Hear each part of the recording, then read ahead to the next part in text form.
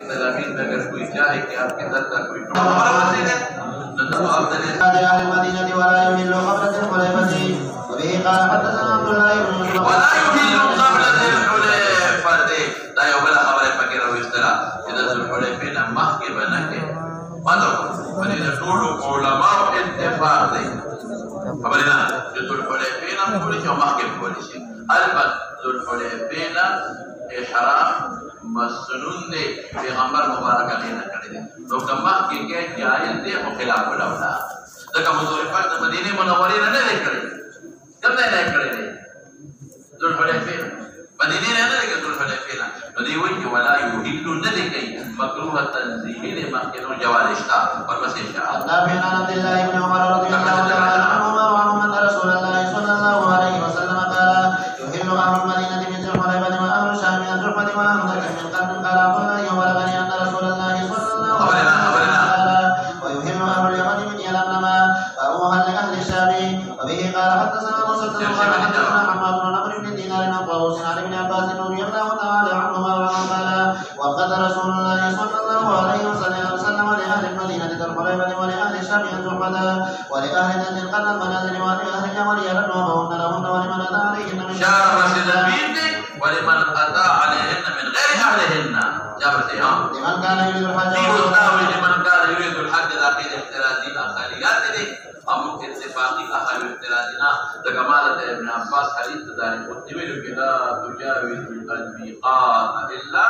بإحرام دوسر بسيطة ومن كان دونهن فمهله من أهله وكذا पूरा तफसील में बदल में नहीं करता तभी ले जब तक ना शो नन में रहता तो वैसे में रहता फरून में ले तो वाले मिस करेंगे शाबाश أهل مكة يهلون منها وأبوها لأهل نجد وبه قال حدثنا علي आमिर में जब मकीन आया सब बोले दाना बड़ा इन्हें करता वही हाँ قال حفظناه من الزهري عن سالم بن النبي رضي الله تعالى عنه قال وقد النبي صلى الله عليه وسلم قال وحدثني أحمد قال حدثنا ابن وهب قال أخبرني يونس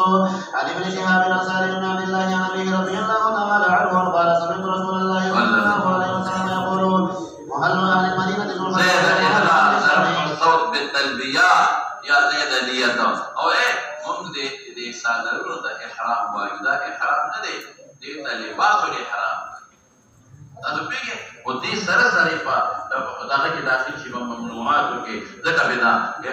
إحرام وتوي دا مقارنة توجنا مجازا شابتي وهل أهل الشام مهيعة وهي الجحفة وأهل نجد الخر قال ابن عمر زعموا أن النبي صلى الله عليه وسلم قال ولم أسمعه وهل أهل اليمن يلملم ودي حديث كذلك تمام باب مهل من كان دون المواقيت وبه قال حدثنا قتيبة قال حدثنا حماد بن عمرو بن طاووس عن ابن عباس رضي الله تعالى عنهما وعنهم أن النبي صلى الله عليه وسلم وقت لأهل المدينة الحليفة ولأهل الشام الجحفة ولأهل اليمن يلملم ولأهل نجد قرن وهن لهن ولمن أتى عليهن من غير أهلهن ممن كان يريد ومقطع حديث ابن عباس بلنا لها ومن كان دونهن ومن أهله حتى أو أعلم ابن عباس لذلك مسلم ولا لا تجاوز الميقات إلا بإحرامه شابت يا حتى أن أهل مكة يهلون منها وأبوها لأهل اليمن وبه قال حدثنا معاذ بن واسع قال حدثنا وهيب بن عبد الله ومقطع حديث عن ابن عباس رضي الله تعالى عنهما وعنهم أن النبي صلى الله عليه وسلم وقال لأهل المدينة الحليفة ولأهل الشام الجحفة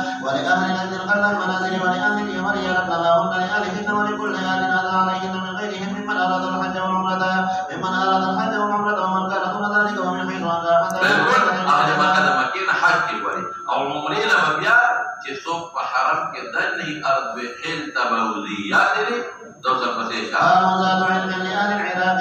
وبه قال حدثنا علي بن مسلم قال حدثنا عبد الله بن نمير قال حدثنا عبيد الله عن نافع عن عبد الله بن عمر رضي الله تعالى عنهما قال لما فتح هذا للمصران أتوا عمر فقالوا يا او جلال مخانو نفت شو بسره کوپت مراد دي ها إن رسول الله صلى الله عليه وسلم حتى لأهل نجد قرن وهو جبر دا ماین له مونږ دلاره نه مو په نش نه ورته قرن نه ورته زمونږ دلاره وګړيږي بیا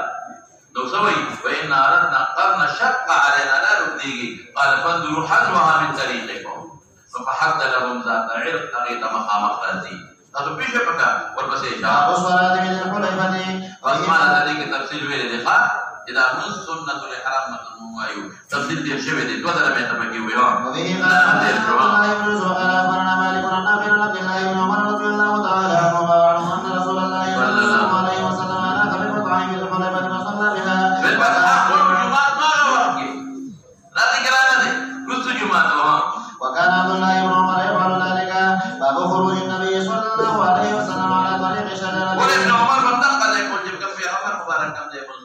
اتباع پیغمبر او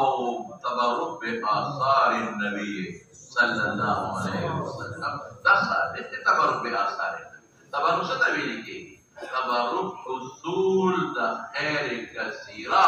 د الله نه، رجا د خیر کثیره د چا نه؟ د الله نه. یوسف علیه السلام نه وایي زما دا کمیس والی فالقوه علی وجه ابي يرتد بصيرا، او رسول الله مبارک پر ویښته مبارک تقسیم کړي دي بیان صحابه او تاسو له ورته راځم دی کې د پیغمبر مبارک ټول آثار جام او دا ټول صحابه په منځ کې تقسیم کړي او هغه صحابي د پیغمبر مبارک د خپل دا غوښ کاغه خپل کټ نه کړل دا سره کې نه خاوله او د پیغمبر مبارک ولا صحابه او صحابيات محفوظه کړي او مسلې دا په حدیث صحیح او ثابت دي او بعض حضرات تبرک تم شرک وي والمسيح شبه به قال حدثنا ابراهيم قال حدثنا رسول الله صلى الله عليه وسلم عن عبد الله بن عمر رضي الله تعالى عنهما وان رسول الله صلى الله عليه وسلم كان يخرج من طريق الشجره ويدخل من طريق عائشة أنه نوى مغادرة آخر شبكة بفوق كو كتاب المساجد كتير شبه لها ان رسول الله صلى الله عليه وسلم أقول تبرك تشي وأنا موازير كم ذي بيغمبر مبارك فوق كده وكم ذي كيفنس كده لها يصلي بمسجد الشجره واذا رجع صلى الحرم الوادي وبات حتى يصبح وبقول النبي صلى الله عليه وسلم العقيب وادي مبارك به قال حدثنا الحميدي تعليم المدينة منورين منسا مسجد قبلتين نظر دا زغب پورے دا نظر چھوڑے پہ پورے دے ٹول دوادی عقیب ویہاں وبشر بن بكر التنيسي قال حدثنا الأوزاعي قال حدثنا يحيى قال حدثنا إكرمة أنه سمع ابن عباس رضي الله تعالى عنهما وهم يقولون أنه سمع عمر رضي الله تعالى عنه يقول سمعت النبي صلى الله عليه وسلم بواد العقيق يقول أتاني الليلة آت من ربي فقال صل في هذا الوادي المبارك وقل عمرة في حجة في عمرة بأشهر حج داخل أشواء دار تفسير ما مخي ويلي یاد نہیں وہ بیا بے ہم درتے انشاءاللہ دیکھیں سبا ترمذی کے بحث روان اور بخاری کے معاویر الجدی پر عمرہ باشور حج کے افجر الفجور گانا یاد نہیں دی وجہ پیغمبر مبارک نے حذیفی عمرہ دی قیدہ کے اوپر اشور حج دی لذیذ عمرہ القضیہ بدی قیدہ کے اوپر او د جنرانی نے کہ عمرہ کڑی تے بیا بدی قیدہ کے کڑی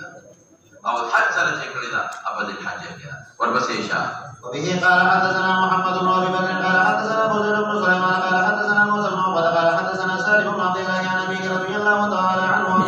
عن النبي صلى الله عليه وسلم انه بني وهو بمعرس من الحديبيه بدل الوادي قيل له انك بمدحال مباركه وقد انال من لقد حج ودوبر تعلق دي وسلم او یادا یہ برکت پر یہ نسبت سے کہ پیغمبر کہے پیغمبر اللہ تعالی دور وجوہات پہ ہوئی اور بس انشاءاللہ معلوم دیا وقال الذي كان عبد الله يريد يتحرم على رسول الله صلى الله عليه وسلم وهو اصغر من المسجد الذي بين الوادي بينه وبين الطريق باب غسل الخلوق اذا خوشبوئی سے اس بلا خبر ٹورو کا خوشبوئی دا احرام نہ مخ کے پورے کولش احرام نہ مخ کے او هغه خوشبوئی چې جسد نه لري اثر دی لري لکه تل چې پورې کې د هغې برېښنا ښکاري یو اثر دی یو جسد دی ذات الجسد خوشبوئی به نه پورې کوي لکه د احرام نه پسې جسد باندې او غیر ذات الجسد لکه تیل سپری شوه اگر چې د هغې برېښنا او اثرات وروسته ښکاري دا مسنون دی چې مخکې پورې کوي لکه بیا خو ته خوشبو چې دی پورې کولې نو مخکې پورې کا شاباسې او خلوق پکین دی خلوق اگر جسد والا خوشبوئی دا ورپس اشاره وبه قال حدثنا محمد قال حدثنا معاصم بن النبي قال اخبرنا رجل قال اخبرني عطاء ان صفوان بن يعلى اخبره ان يعلى رضي الله تعالى عنه قال لعمر ارني النبي صلى الله عليه وسلم حين كلم النبي صلى الله عليه وسلم بالعبادة ومعه نفر من اصحابه جاءه رجل فقال يا رسول الله صلى الله عليه وسلم كيف ترى في رجل احرم بعمرة احرم یتی نه لیکل اراده کړی د متضمن کومه معنا ده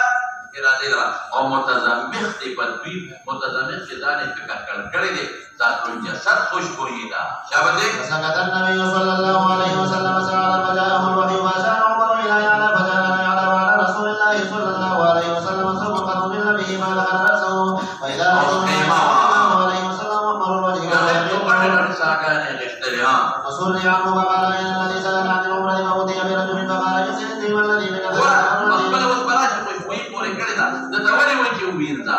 से कोई खुदा है मां को जातुल जसद वहां और जो कर का वसा भी उम्र ते कमा तस्नो भी हज का तो कहते हैं कि उम्र का हज अमल जुदा नहीं ना ममनुआत से हराम के जिसे बहल दी है अगर से उम्र के होगा हां बोल दो या तो आयना तो आराधना बिल्कुल भी इनका ये मकसद है हां ثلاث مرات فقالنا باب الطيبين بحلال وما مراد الانقاذ تقول سباي رشي طيب عند الاحرام بالكل وما يلبث اذا اراد ان يحرم شيء سبب دي ويترجل تيلا من الشيء وينتهي الاحرام نمكها او ضمن تيلا او الاحرام درستم حكومت واهلي شيء وخوشش بكي يفتون دي احرام نفسم تيلا كل شيء وخوشبوينا قال ابن عباس يشم المحرم الريحان بالكل ينظر بالمرآة الشكل كذي شيء ويتذاوق بما يأكلوه الزيت أو سمن تور وقال عطاء يتختم قد من قد كل شيء يلبس الهميان هميانا بعد أن نقرأ وطاف ابن عمر وهو محرم وقد حدم على بطنه بالثوب أخيرا يوتوب لا تري قال هميانا تري ولم ترى عائشة بالطبان بأسا أو عائشة بالجانجي مجهول شيء لكن مولانا سيدنا خذوا دبارا صاروا دبارنا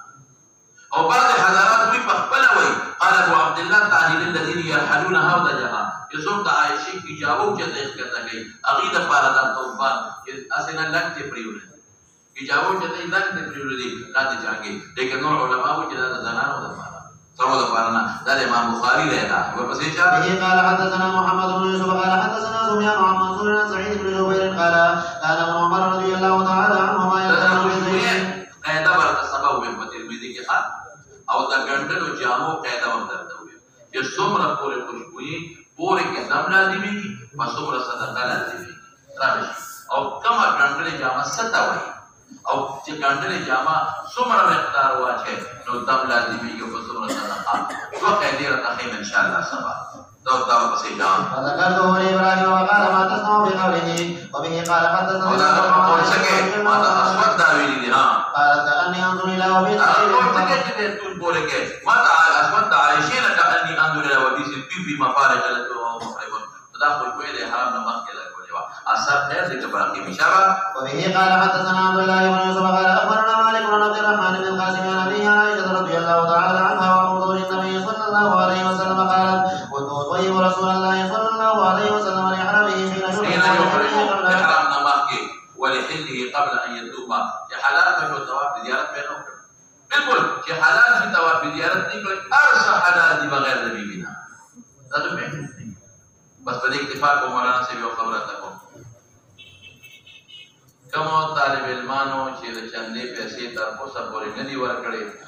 هغه مهرباني وکړئ د دناس ته برابر دا کې خلاص